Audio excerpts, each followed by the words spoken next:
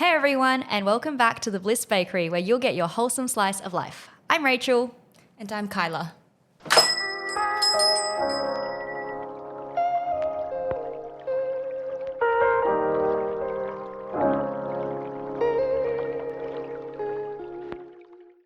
Hey everyone, I'm back. It's been a while since the last episode, and I know some of you have been eagerly awaiting a new one, so I'm very excited to have Kyla with me today. Kyla is a friend from uni, and we met doing case competitions.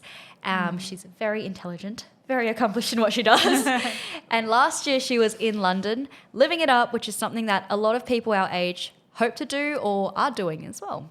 And so today we're diving into her experience moving and working overseas for an extended period of time and finding out if it's all that it's cracked up to be.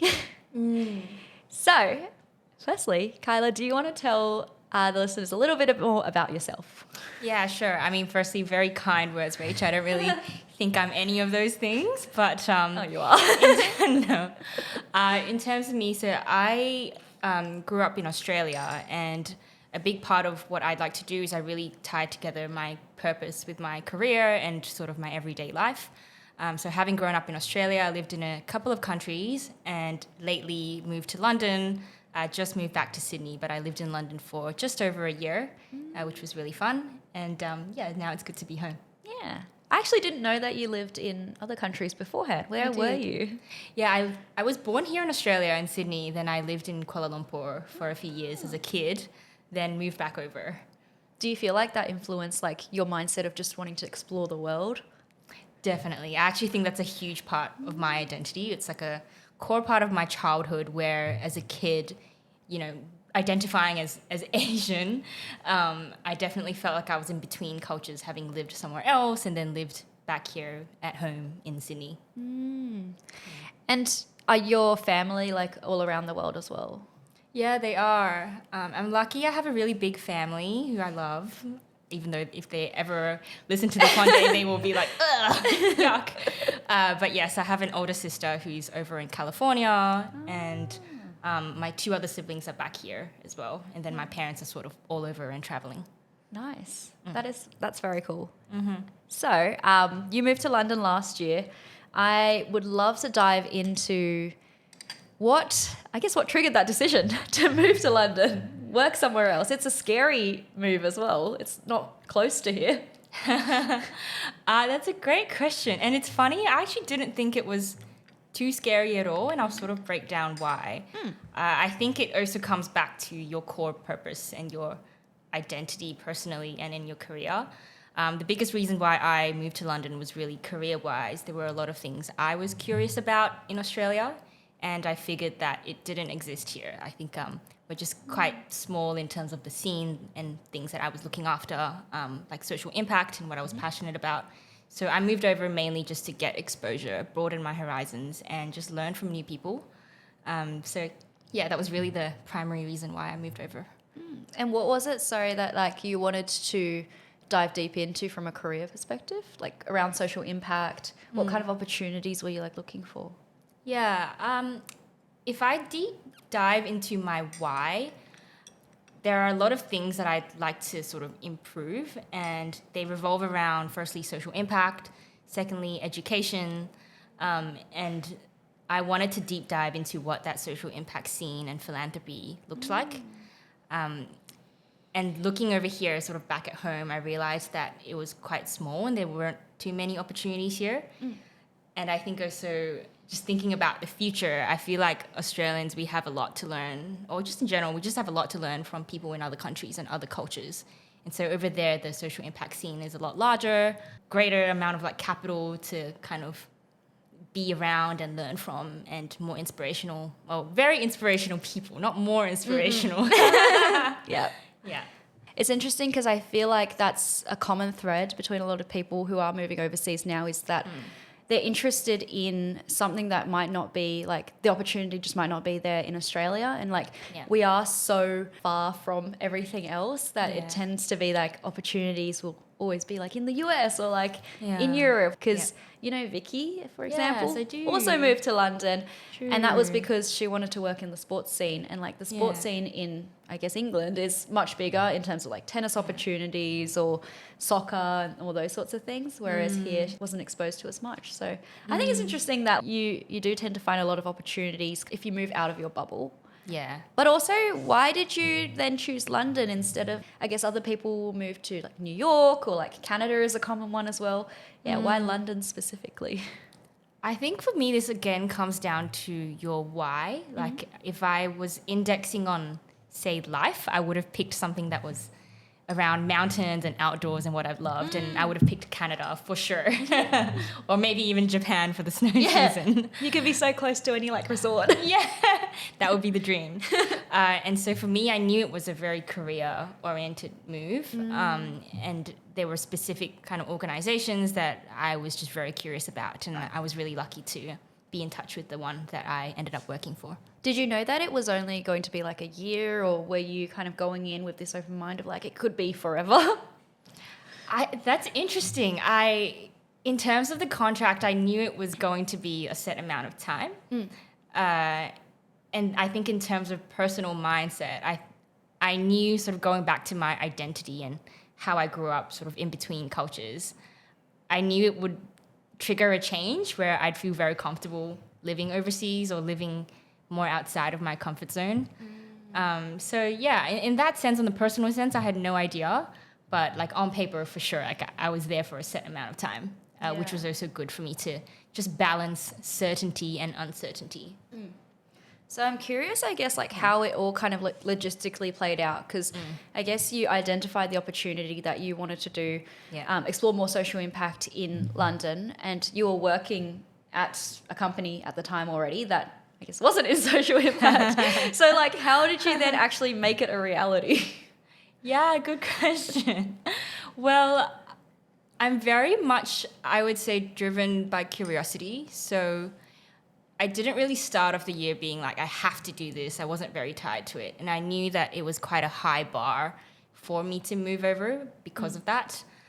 In terms of finding the opportunity, I ended up just stumbling across it where some people that I knew referenced some people in London who then talked to me and then they told me about the opportunity. So it was definitely a very lucky one, but it's not really one that I looked back on. And I just went forward with it. So it's a bit of fate as well. A little bit of fate. Yeah. Sometimes like the best stories are those where you just like, I just stumbled into it. Yeah. And then like the rest is history. Did you have to quit your job? I didn't, but guess I could have as well. I think for me, I wasn't really ready to quit my job. I really liked the place I work at. So I work in management consulting, and I was also deeply sort of curious about that. So I didn't end up quitting my job. I just structured it as a secondment sort of opportunity. And then just like had that conversation with your team and like manager, and they were perfectly happy to like kind of support you. Yeah.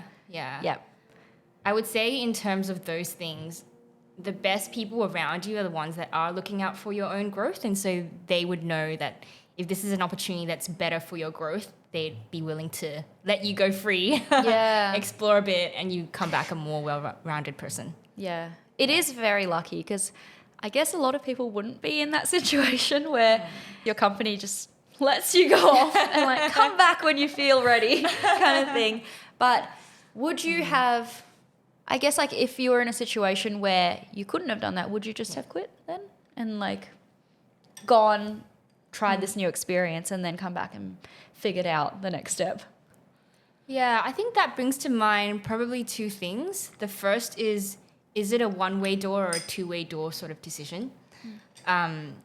Knowing that something is a two-way door decision makes it a lot better. And I feel like I was in a good position to know that. You know, you always have your support network at home or like your job back home or somewhere to go to back home. And that way, taking a leap of faith isn't really as scary as people say it is. Yeah. And then the second thing is sort of just like, you think about, is it a timing thing? Should I go now or should I go later? And in a sense, we're all, you know, in our 20s, we're all super young. And the opportunity cost of staying is sometimes higher than the opportunity cost of leaving as well. Yeah, that is so true. Like, everyone, they're thinking about it now because you've got no responsibilities. And then you kind of think, I'll go travel the world, learn, and then come back, have a family, settle down. And after that, it just becomes very hard, like more compounding responsibilities. It gets tougher to be able to do these sorts of things. So the timing is definitely right. Yeah. And it's a really good point about like the two-way door as well, because you can think on the opposite side. It's kind of like you've got this opportunity now to go to London. That feels like more of a one-way door to say like no to as well than something where, if you're doing well in your job and people like you, you can always come back. You might have to go through a bit more hurdles if you had to leave the job. You might have to do some interviews and those sorts of things. But if you've got the job once, you can get it again. Yeah, I would say in general we're quite lucky as Australians, where we just have a great space to come back to. We have a great network and people, and you always have your own personal kind of support network where it's nice to come home. There are jobs out there, and if you believe in yourself, like you will definitely get one. Yeah. I do actually want to talk about that like job, I guess like the job market a bit more in London. Sure. Okay. I don't know if you experienced it directly because you were quite lucky with your role, but I've heard with people who want to move overseas to London, they can be like looking for jobs for a long, long time, and it's quite a competitive market as well. So did you see that when you were there, like amongst maybe other friends that you had met who'd gone over, or like what's your take on how hard is it to get a job if you wanted to move to London? Yeah, I probably think about a few things. The first is structurally, what does the market look like in terms of moving overseas and what's London specific? Secondly, what are the macro considerations? For example, like where we are in really the economic cycle and how hard or competitive it is in that sense. And in terms of the structural part, people do say it's harder to move overseas just anywhere. It doesn't have to be London. In general, because you would, need a visa probably, and you might not know as much about the market. There are definitely ways to overcome that. I think a big one is really to tap into your existing networks, just to lead by like curiosity and talk to people out there. And then the second one is the macro one, where I think I have heard just on the grapevine and have not confirmed at all, but it sounded like the job market, at least in the past year or so, was quite tough. And so a lot of the people locally were actually competing for jobs where it was like a job that needed 2 years and they had like 4 years of experience. And so that just made it a lot more competitive. However, I think the third thing I would add here really is to know, it will just come back down to your why. Like how important is it for you to make it as a career move or like a life move, or do you just want to travel? Because I also know a lot of friends in London who are really happy, and they're great friends, where they really weren't indexing on career at all. And they went over and, for example, just did like a contract job in something that they didn't love, but they still had an amazing life there because they wanted to go over for a different reason, which was, for example, travel. Yeah, their job was just like a means for them to kind of experience the world there and life there. Like I would say a huge assumption in all of this is, for me, like my work and my life is really intertwined, and I recognize that's not for everyone. It's also really tough. That was a very consulting answer. Oh no. You got to get that out of you. I really do. There are also things you should unlearn. Very clear. And do you feel like, I don't know, with the macroeconomic side of things you mentioned, like just the competition being high, is that because like so many people are trying to, foreigners are trying to go into London to work and like find jobs? Or do you think that that's just always been there, but maybe we are sensing it right now because a lot of people in our circles are like trying to go over and find jobs? It's a bit of everything.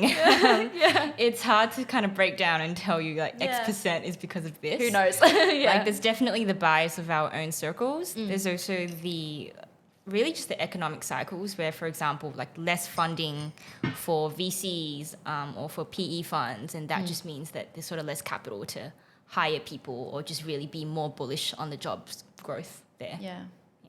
Fair enough.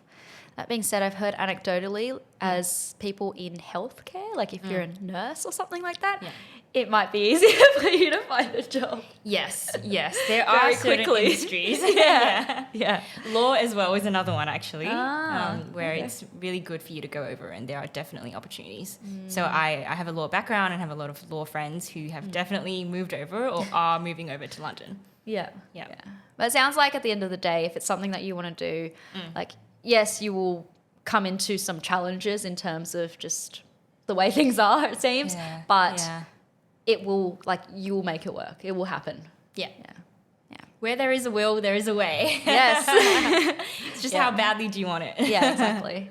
You mentioned the visa process as well. Like, what is the visa process like? Because I've heard a little bit about it when Vicky was going through it, but I didn't know the details. I would actually say it's quite easy. So Okay. there's a few different routes. The first is if you get a working visa, and there your company will hopefully kind of help you facilitate that after you have an offer, etc.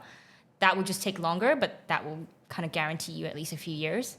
Then the second one is if you're an Australian citizen, you then have what's called the Youth Mobility Visa. And for that, if you're an Australian citizen, it's super easy to get. Like, I actually got mine in less than 2 weeks, Oh, okay. right before going over. And Yeah. that guarantees you 2 years plus 1 year of renewal. So that's like 3 years all up, just tied to you and not tied to a company. And then do you have to, like, prove that you've got a certain amount of, like, funds stored, like, when you're going over or something like that? Like, the visa Yeah. itself will cost a bit of money, Will cost like some a money, couple of yes. thousand or something. Yeah. Right? Yeah. Yeah. And then, like, you have to show them some proof of, like, savings. You do. I can't quite remember how much it was, but it wasn't a huge amount to Okay. really worry about. Okay. Yeah. So talking about finances then, I guess, like, trying to fund a move overseas, like, how much planning do you have to do ahead of time for something like that? For me, I'm quite terrible at this kind of stuff, so I will flag that. That there are a lot of people who are much better. Kyla's not here to than give this. financial information, by the way. I'm really not. However, I would say you should always account for how cost of living is potentially higher, sort of overseas. I've heard, yeah. Plus, and like, is it pound or euro there? pounds. Pounds, yeah. It's Yeah. like It's double. double. Yeah. It was last 1.96, so you basically double Yeah. the exchange rate. That's so rough. So I would go over with a realistic lens of the expenses that you're spending and how you might be spending, say, double, but for living conditions that are low-key worse than what we have here. Yeah. And that's also because we have quite a high standard of living back Yeah. at home, and I think we're quite lucky to have that. But definitely have a realistic expenses view. Yeah. Yeah. Well, what's, like, example of cost of living? Like, how much is a cup of coffee there? Oh, good question. I want to say it's the same number. So let's say you buy But double. a matcha here, for $5, but you double it. So like my gosh. $10. Wow. Yeah. And it will probably be worse off than the matcha like Yeah. you just made me. You don't have to tip though, right? No, you don't have to okay. Okay, it's not in the culture there at least. Yeah, no. And, like, is tax included? Tax is included in the Okay. sales price, which is good. That's better, Better yeah. than America. Yeah, because, like, I went Yeah. to the US for work, and Yeah. it's like 1.5, which I in my brain just calculate double as well anyway, and then Yeah. add tax on, and then add a tip, and you're like, okay, this burrito was like $30. Literally, Yeah. literally. You're just crazy. going to have to swallow the pill and know your why. That's Know why you have to your know why. your why. If there's one thing we take away from this, know your why. Exactly. Reflect on your why. Yeah. Yeah. Because then you know the trade-offs and you're like, Yeah. oh, this is fine. What about you mentioned, like, living conditions, like housing then. Even before going over, do you Yeah. find a place to live before you've gone, or once you've landed you can start the rental kind of process? Yeah, housing in London is notoriously difficult Yeah. because the market there is extremely competitive and you really don't have much power as a renter. And landlords have so much power just because of supply demand kind of constraints. It's a bit similar here, I think. It's a bit similar. There it's the same, But but worse. And you get worse accommodation. But it's worth it. It's worth it. Okay. I would say it's most ideal to obviously lock it in before you leave, and there's a few different ways to do that. So I was lucky to lock in my accommodation before I kind of left Sydney.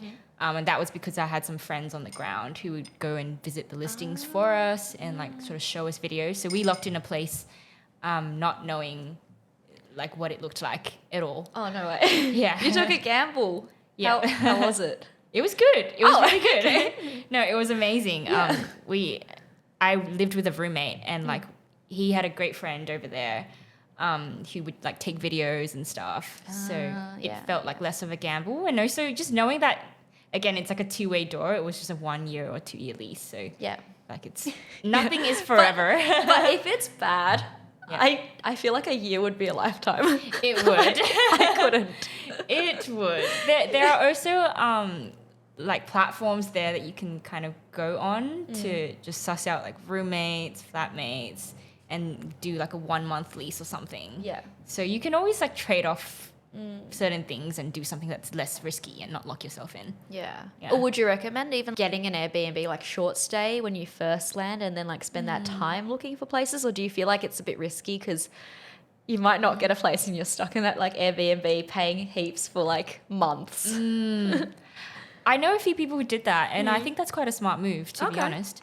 The main thing really is when your work start date is. Some people I know moved over like 2 weeks earlier, which is the perfect amount of time, but they went for listing viewings every single day. Others like me, I landed and I sort of worked like the next day or something, so I had no time to do that. And some people will go over like a month earlier. Yeah. So it just depends on your time. Right. I actually, funny story from Vicky. I don't know if, does she want me to share this? But it's fine. Okay. She was like planning. So before she went over, we were like, where are you going to live? Have you got a place locked down? And she didn't. And she was planning to join this like platform where you house sit. But they pay you. Yeah, but they pay you. It's like you just don't know like what you're gonna get or like how many days you're gonna be house sitting for. And we were like, maybe you should just sleep in your car just in case. Wow. Yeah, she was like, maybe I'll just get through my whole time just house sitting for other people.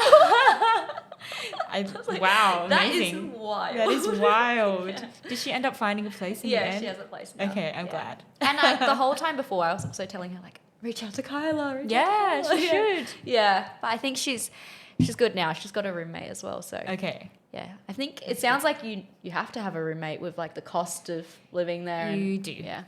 So you knew your roommates beforehand? I got lucky. So I had never met my roommate, but we had a lot of mutuals.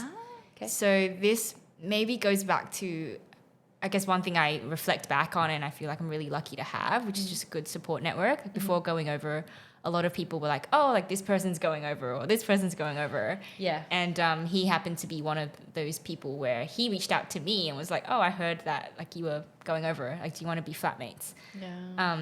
So yeah, it was really just our coexisting support networks bringing us together to be flatmates. It is really nice that a lot of people are moving Yeah. to different places. And Yeah. generally, if you're going somewhere, you can probably find someone or like a mutual or friend of a friend who's also there. At least you have like one person you know in the city. Exactly. Yeah. Exactly. It's nice. I've actually heard people can not find a place for ages. But then the other thing was, I don't know the details into this, but I think some friends, they have to pay their rent 6 months in advance. Yes. Like all in one go. Yeah. What's the deal with that? Okay. These are really the practical feasibility considerations. Yeah. But essentially, when you go over, if you are a foreign renter, meaning you can't prove that you have income in the UK already, the landlord will want to, decrease their risk. Yeah. And that usually means for Australian, paying in advance your rent for 3 to 6 months. Which is something you should probably factor in to your finances. Like on average, how much would that be? Like, Ooh, so I would say maybe per month basis, you might pay as a cheap rental if you're in a share house, might be like 1K pounds. Yeah. So that's 2K AUD. Yeah. Up to to 6. Yeah. And Like I would probably, I paid more than that. So you might have to double that too. Times 3 months or times 6 months. Maybe have 15K in the bank just in case. Something for like this that. kind of thing. Yeah. That's crazy. But I guess most people make it happen. Yeah, there's really things you have to trade off, but Yeah. it's Yeah. almost like, okay, is experience more worth it than Yeah. the Yeah, short-term exactly. finances? Yeah. Money comes back. Money comes back. Yeah. Yeah. What are the neighborhoods you recommend looking at? Like, what are the nice neighborhoods? Or like, Oh. where were your favorite places? Oh, that's a great question. Well, okay, London is similar to Sydney in that everything is really spread out. Oh. It actually takes it doesn't take as long because the tube is still quite efficient, but because it's so spread out, there are many different pockets that you can live in. There are a few Aussie hotspots for sure. Okay. Whether you want to target those or avoid those is completely your choice. So what are those suburbs so people know? And then they can make their choice. Yeah, exactly. Oh, I wish you told me about this before the podcast. Now I have to think. No. The first is Angel and Islington. That's sort of in the east-ish area. The second That's is... like on the Monopoly board. Yeah. The blue one. Yeah, the other thing is, if you've never been to London, it's funny because you see places that are on the Monopoly board. That's so cool. Which are really Mayfair? funny. Yes, Mayfair. I lived close to Mayfair, actually. It's not an Aussie hotspot, but yes, I lived in West London, near sort of Mayfair and Notting Hill. I'm assuming it's a nice place because it's like the expensive rent on Monopoly. That is a good way to deduce it. Yes, exactly. Okay. Yeah. Yeah. I need to think of the other spots. It's not coming to my mind at the moment. Okay. But there's like 2 other spots that are really big hotspots for Aussies.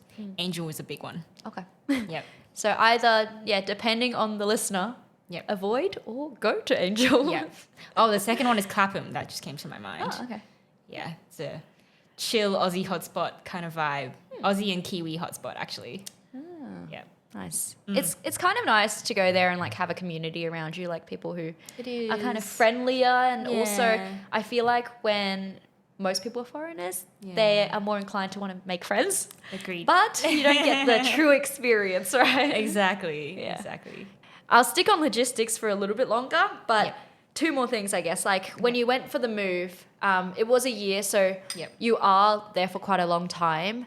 Bringing all your things with you, like how do you decide what to bring? How do you bring like that much stuff? Yeah. What do you wish you left behind, or like that you had brought with you? I think for me, I low-key think moving is great for you because it really makes you think about what is important Oh yeah, or not. even moving houses. Yeah, exactly. Yeah. Even moving houses, because I'm not, but I wish I was a complete sort of minimalist, and you don't really need too much. You just know what the essentials are, and everything else is a nice to have. My friends always make fun of me, but I went over with very little items. I went over with like 1.5 suitcases, Oh. which was meant to be like my life's items. But I think it actually made me realize you don't need that much to live, except for on a practical basis, like winter. And I knew that I was going to just buy some stuff over there. Yeah. Did So, you bring it yeah. back? I did bring it back. Okay. Yeah. So it was, you had more suitcases coming back. I did have a lot more stuff coming back, unfortunately. Yeah. But no, it's actually one minor tip I would give is to note that the quality of items will be different based on where you live too. So one example is like winter coats and winter clothing. It's actually more worth it to buy it there, I would say, because it's better quality. Since here it just doesn't get as cold. Yeah. Yeah. I can't believe you did everything in 1.5 suitcases there. Me too. But I guess like Me too. you didn't have to chuck stuff out, I guess, like when you were going, you know, No. like you left them behind in your room. Like I'm the type of person where, because we just had a move as well, Yeah. I just tried to cram like everything we owned here, and I didn't want to throw things out because I'm like so sentimental. Like everything just has some kind of meaning to me, so I want to keep it. But sometimes you have to make those decisions of like, how do you declutter your life? So You like do. realistically, you really don't need that many things. Yeah. And I think also realistically, doing something where you have to move elsewhere, it's like a shock to the system where you're kind of forced to shed the things that you are nice Yeah. to have.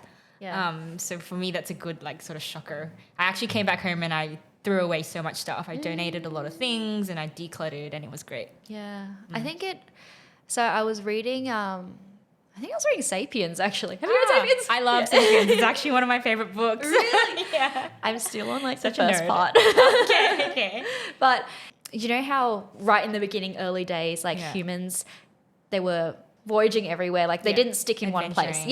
Yeah. Yeah. And so I got to the part where I was talking about how wheat domesticated humans. Yes. I was like, oh, so cool. Yes.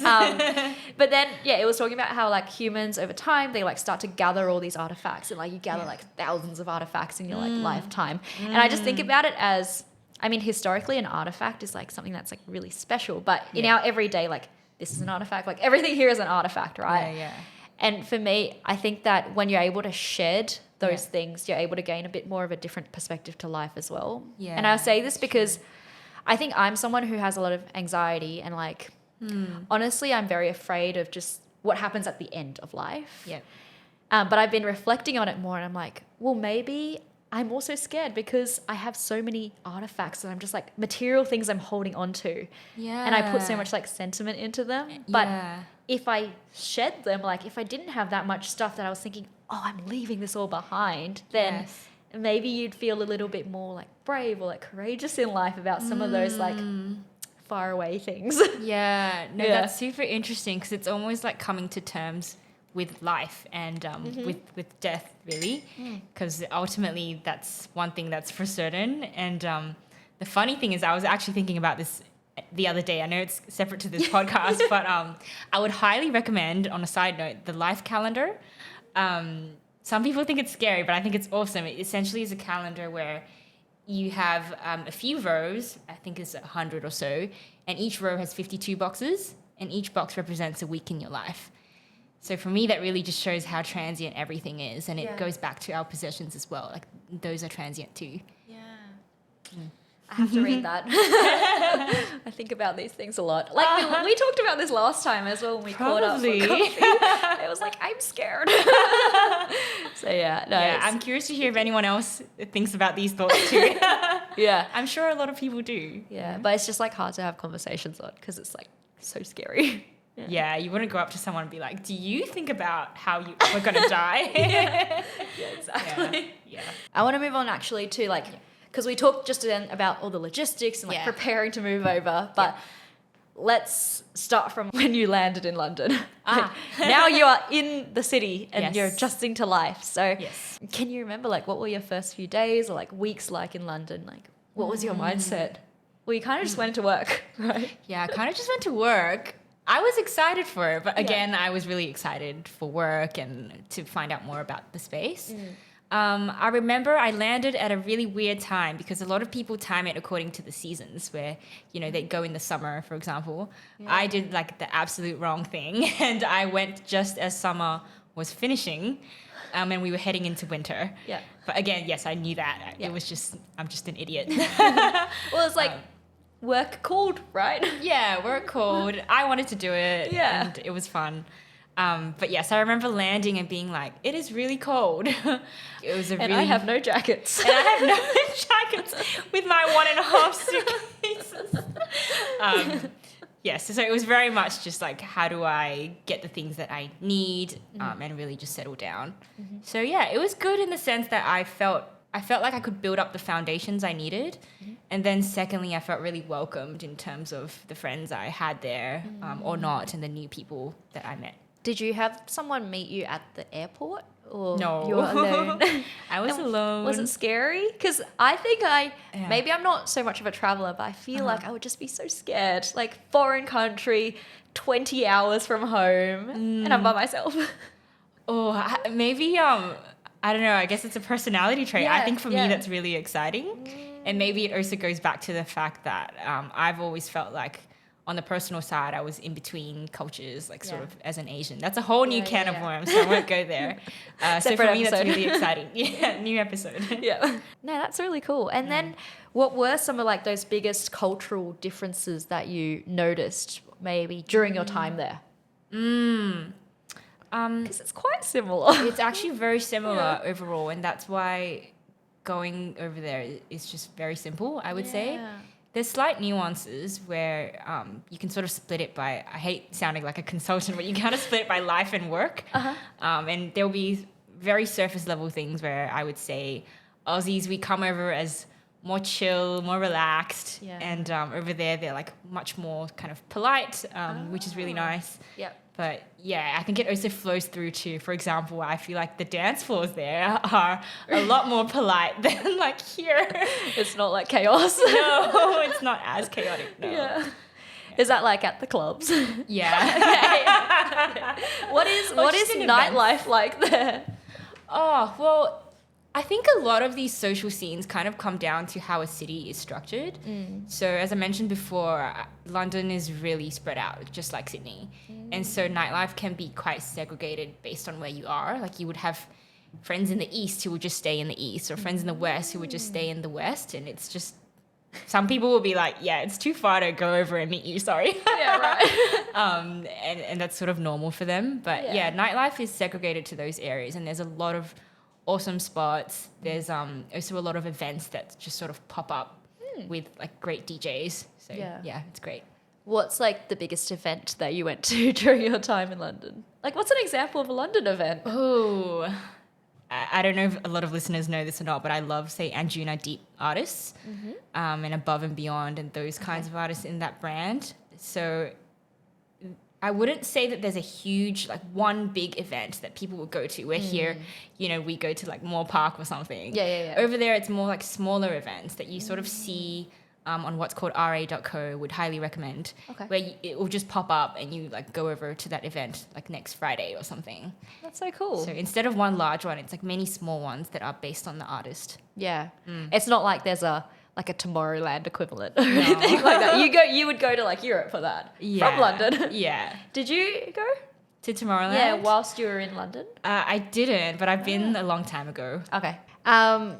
Social life then, like how did you build a social life and like meet new people? Because one of the things I think I remember you saying before was What did I say? your experience was like a little bit different to other people who moved to London because you were quite infused already in like the local kind of culture, and so you may actually have had quite a like very authentic experience of like a local living in London. So what was that like? I guess you weren't meeting as many Aussies, but you're also meeting a good mix of like people who were just there their whole lives. Yeah, exactly.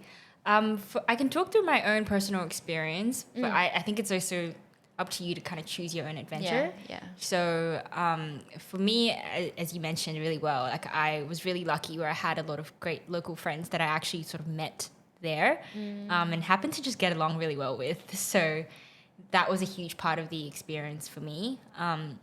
I do also have a lot of friends who were there for a set amount of time where they were like, I have to be here for 2 years. It's going to be like exchange. And they were only sort of in the Aussie bubble the whole time. And I think because of that, they never really met a lot of locals, which is also another thing that you can do if you wanted. Yeah. But yeah, I think for me, I had a bit of both. Through work or like where did you meet locals? Where did I meet a lot of locals? I would say through work, yeah. Okay. Through work, through other expats who happen to have like local friends. And for me at work, I was literally the only expat. Yeah. And they'd be like, oh, like she's the only one not from London and who has an accent. Yeah. So yeah, it was good to, I guess, be the outsider, but learn from people at the same time. Did you feel like you relied on your work a lot in order to then have like experiences, like meet new people? Like, I guess the thing is, one thing I find when I had my grad cohort in Atlassian, there were certain grads who came from overseas, like from New Zealand or like from out of Sydney. Yeah. And you could see the difference in terms of like they would hang out a lot with like people at work and they would kind of, you know, go out and experience all those things together. Whereas like the Sydney grads would just go home or like hang out with their friends or like their family. Did you find that you got exposed to a lot of things through your work friends? I personally didn't. And I think I was lucky in that sense because I was still tied to the company I was at back at home where there is a lot of young people. Yeah. But then at my full-time workplace over there, I was literally the youngest one. So wasn't really like making really close friends with the people at work who had like 2 kids to take care of. Yeah, fair enough. Yeah. Did you miss people at home? I did. I really did. I think... again, going down to your why, a big thing is knowing your values and what's important to you. And I think for me, the single most important thing beyond sort of purpose and work is family. Yeah. And so having family who, you know, weren't in London was quite an important thing. And so I did miss the people I was close with, family and friends. However, it wasn't like I didn't miss them in a really sad way, if that makes sense. Okay. Sorry, everyone. It was like I miss you because you're really important to me. Yeah. And I actually think it made a lot of my relationships with people a lot closer because I'm a really strong believer in this, but there's like long distance friendships where you essentially just have to put in effort to make it work. Yeah. And that way you just catch up on kind of a deeper level and a very intentional level, even though you're just not physically closer. Fair enough, yeah. And I think like, I guess for you as well, your family is quite dispersed around the world. And so you are in that norm where like family will be somewhere else and you have to be good at having those kind of long distance conversations with them. Yeah. Because one of the things that inhibits me, I guess, from thinking about even moving overseas is like my roots are so in Sydney. Like most of my family is here. My grandma's here. Yeah. All those things like really matter to me. And so when I think about even just like moving away for a year or something like that, I'm like, oh, that's a long time to be away from them, especially as they're getting older. Yeah. And so that's like the biggest thing that I tend to worry about. Yeah, that makes sense. I think each to their own, and also do what makes you comfortable and like what brings you comfort. Yeah. But yeah, I would definitely say think of it as a two-way door. Yeah. Yeah. Do you video call like your family a lot? So I do video call my family a lot and friends. Yeah. Yeah. It'll be funny sometimes we just do it in transit. It'll be like, oh, good morning. And like someone's on their way to work or I'm on my way home. And I think it's nice to just catch someone at that little snap point in one day. Have you heard of the thing people are doing like Wednesday waffles? Yes, I actually do that. Yeah, it's such a good idea. It is a good idea. I do it with a good friend now. She's moved to Melbourne and I feel like it's also you get so much joy from like seeing a friend grow and seeing them live their other life. So I would highly recommend a Wednesday waffle. If anyone doesn't know it, it's essentially where every Wednesday, I mean, it could be any day, but middle of the week, every Wednesday, you send like a video or something to a good friend that you want to catch up with. You can sort of pick how you make it work. Like for me, what we do is we find it's kind of hard to predict when in the day you're free for every single Wednesday for the rest of the year. So we just send each other a video or something. And we've also sort of structured it. This is the downside of having me as a friend. It's very, is your friend a consultant? She's not, but she's just very organized. Okay. But yeah, we've structured it into particular categories where we'll catch each other up on like life, socials, sport, fitness, which is like important to us. Yeah. And we just send it over as a waffle. There's really a structure or no structure is up to us. And then there's no pressure to reply as well. That's awesome. Did you have to take some getting used to for recording yourself in front of a camera, like for a video? No, I would say not. But that's only because it's like you do it for the people who matter. And you do it for the people who you want to have an intentional friendship with.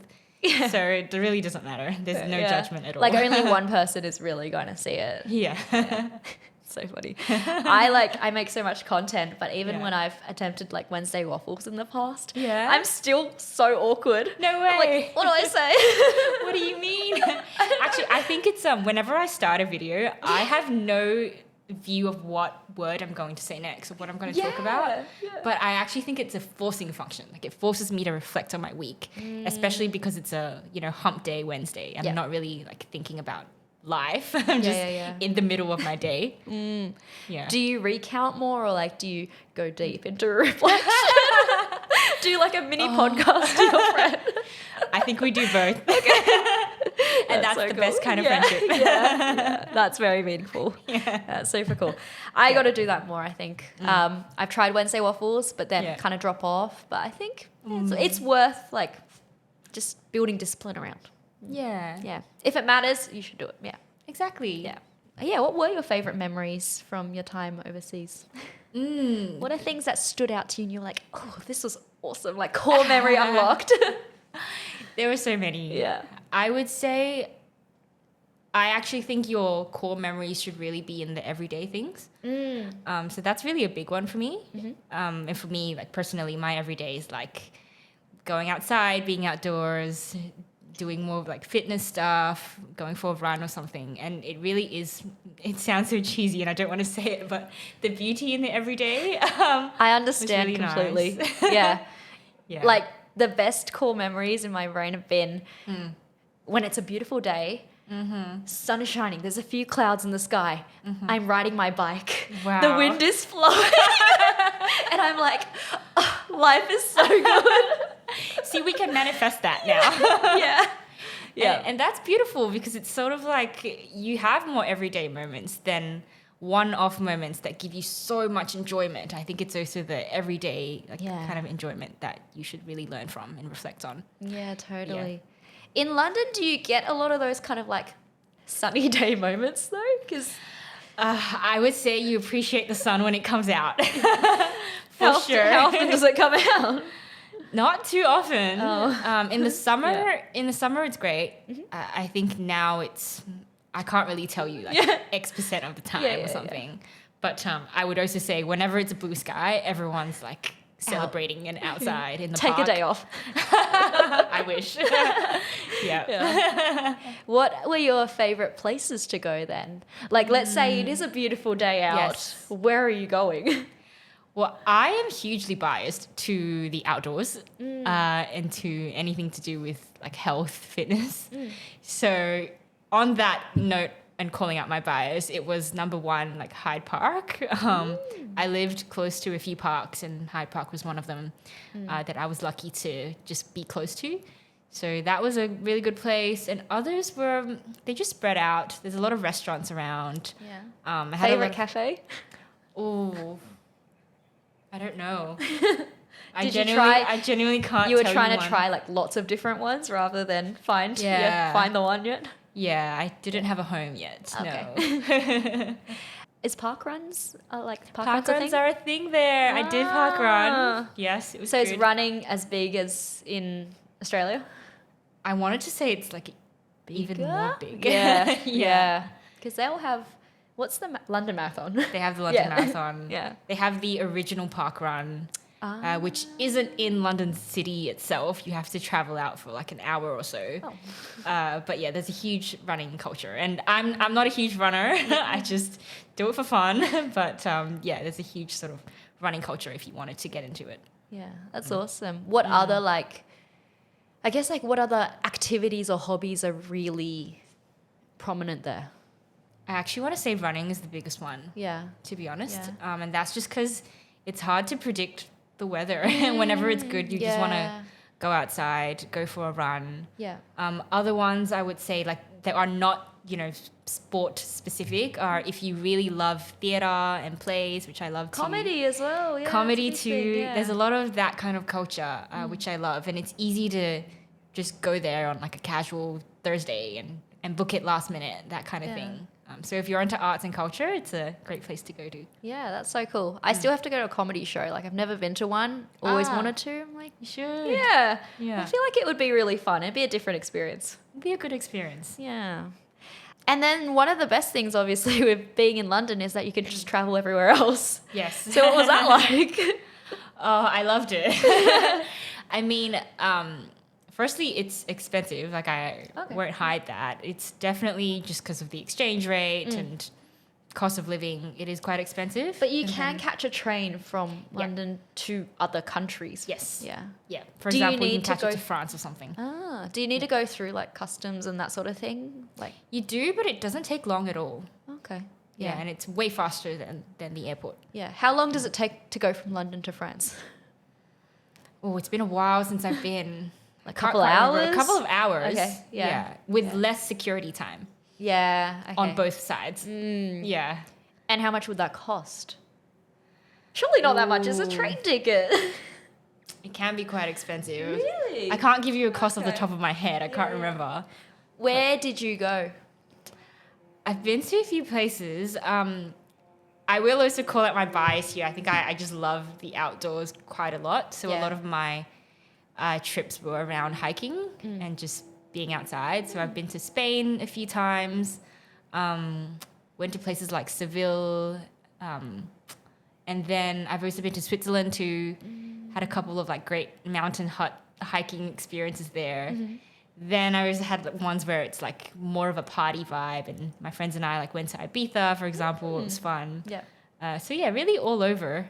I was also lucky I went to kind of the eastern side and went to Split, Croatia, did that kind of stuff too. Yeah. And you felt like that was all possible because you're in kind of London as the hub. Yeah. Yeah.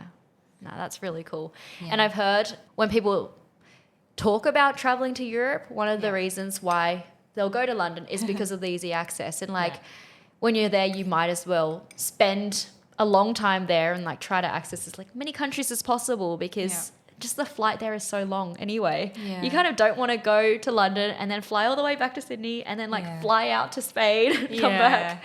Yeah. It's not worth it. No.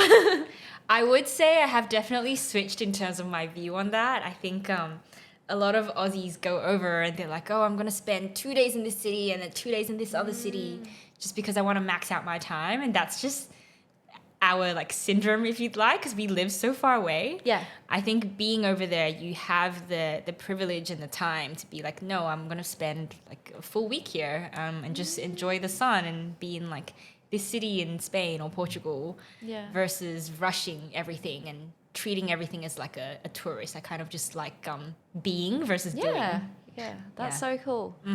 And where was your favorite place? That's a really difficult one. I love the snow and I love mountains and being outdoors. Tell me about skiing in Europe.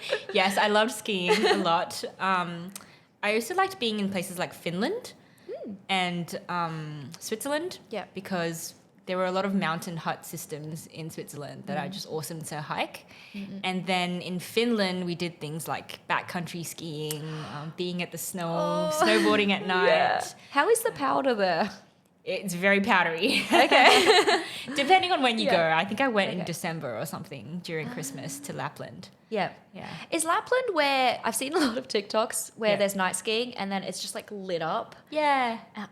And then there's like snow monsters there? Yes, there's snow monsters too. Yeah. It's my dream. One day. Yeah, one day. One day. One day when I'm rich enough to afford business and have the time. It is possible. It is possible. Yes. I'll just churn credit cards, get points. Yeah, like where else did you ski? Where else on have that I topic? skied? Yeah. I've been to Austria. I really like that. Switzerland, France is a really easy one. It's just close by. There's a few resorts. Yeah. I want to say that's it actually. Okay. That come to mind anyway. Yeah. Yeah. Is it busy there? Like. It is very busy there. Okay.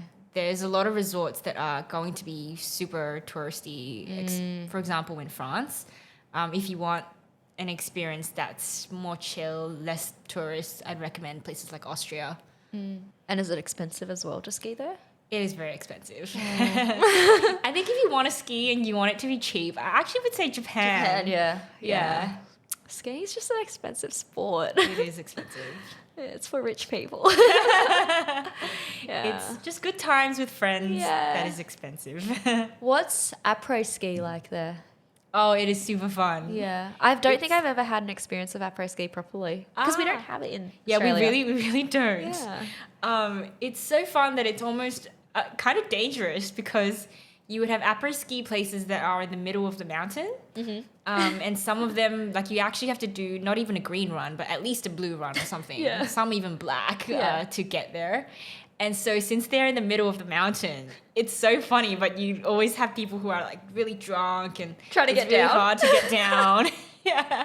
I remember so after fun. one day, I went past this person who was really struggling and we kind of stopped and was like, hey, do you need help getting down the mountain? And they were like, no, I'm fine. I'm actually a ski instructor. I'm just really drunk.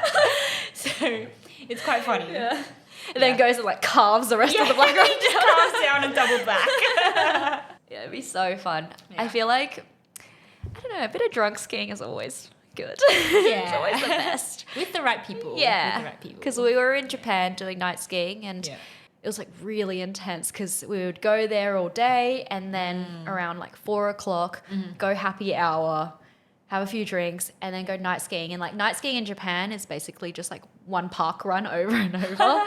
And like after you've had a little bit of alcohol and you're feeling it, you just feel so confident. Yes. You're like, I can throw anything. Like, I can do anything right now. Yeah. So I remember like the first run going down like one of the jumps. I was like, I'm just going to throw a 3. I'm doing it. Oh my gosh. And like, I think the season before I couldn't land a 3.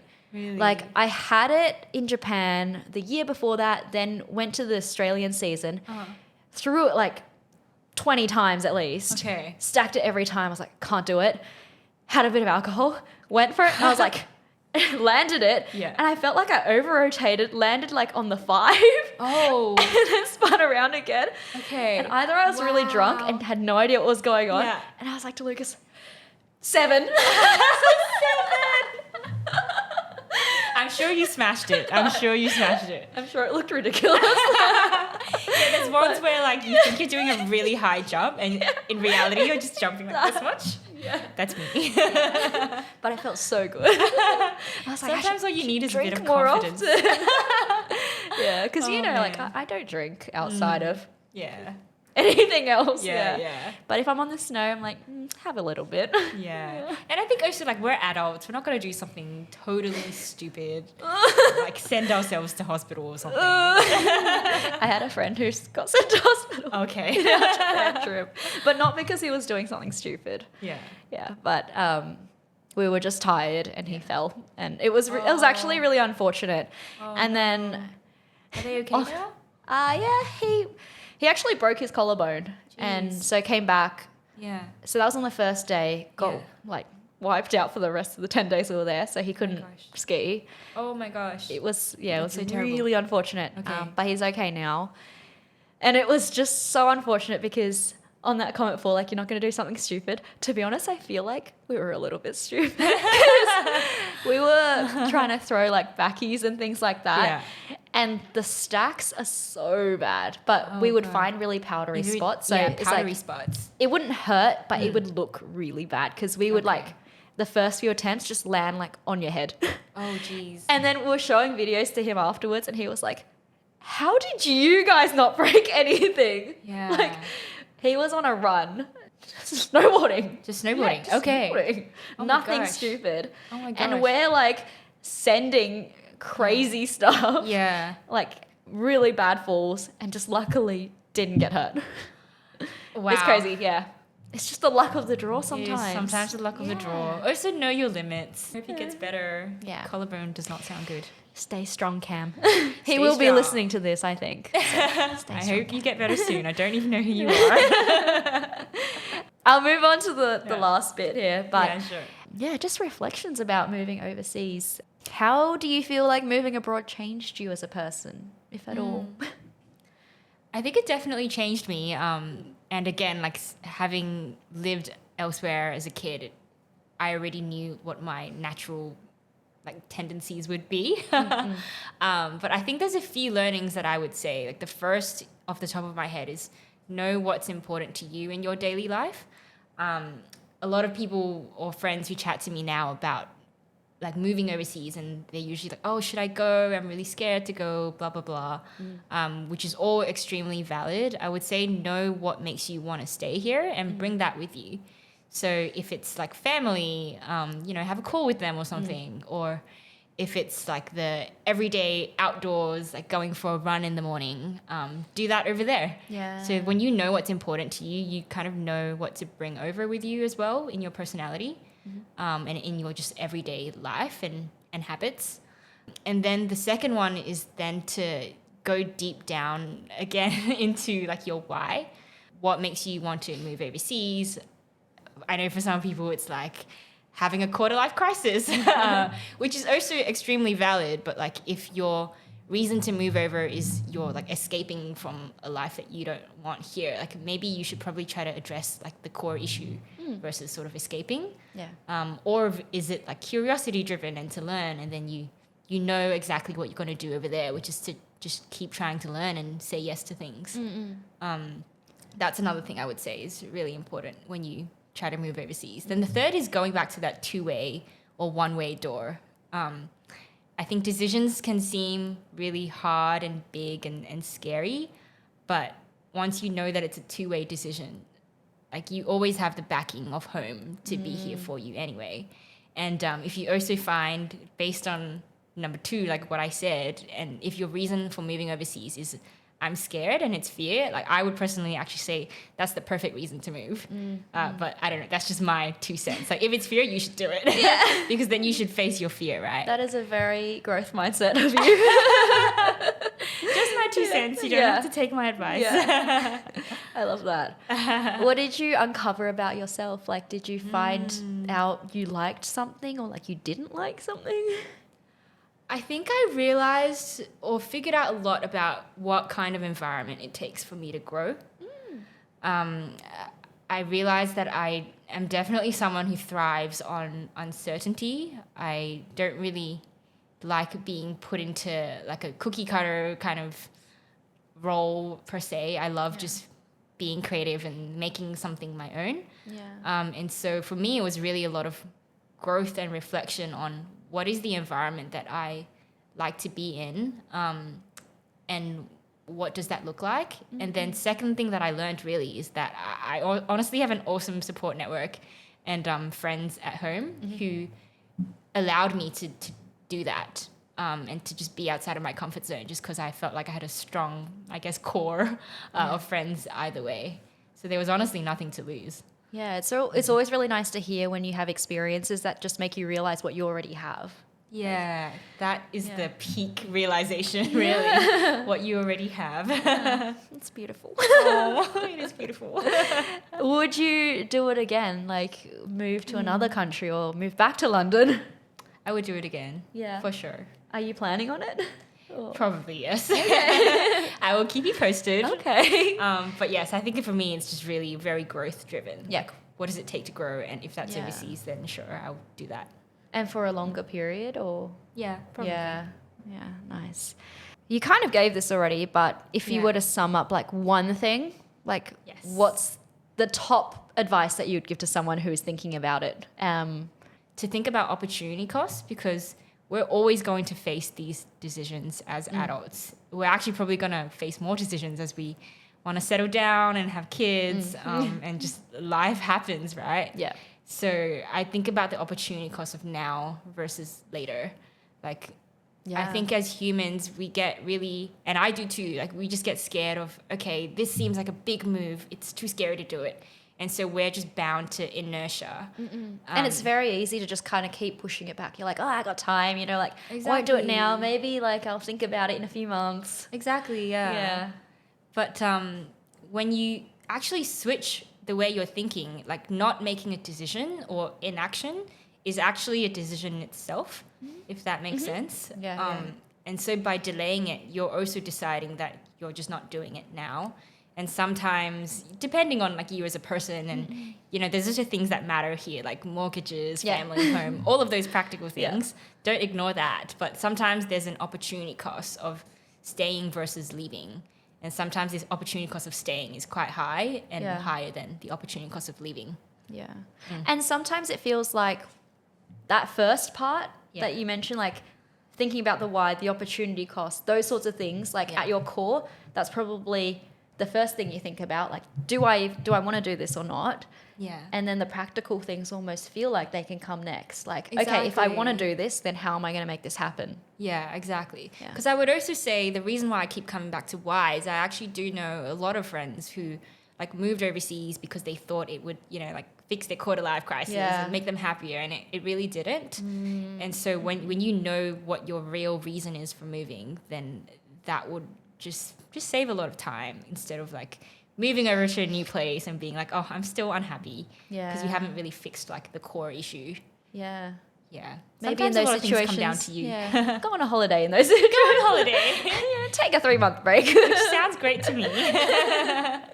Cool. Well, thank you so much for joining me today. No, thank you. It's been really fun. Yeah. It was really great hearing about your time overseas as well, because I feel like we've caught up, but then we didn't really talk about like what you were doing and like go really deep on just spending all that time somewhere else. So no, it was fun to talk. Yeah. Thank you. I mean, for anyone out there, I would just totally encourage it. I think it's a great way to grow. Thank you to everyone else for listening. Tune in next time for the sugar, the spice, and everything that's nice in life with the Bliss Bakery. See you soon. Bye. Bye.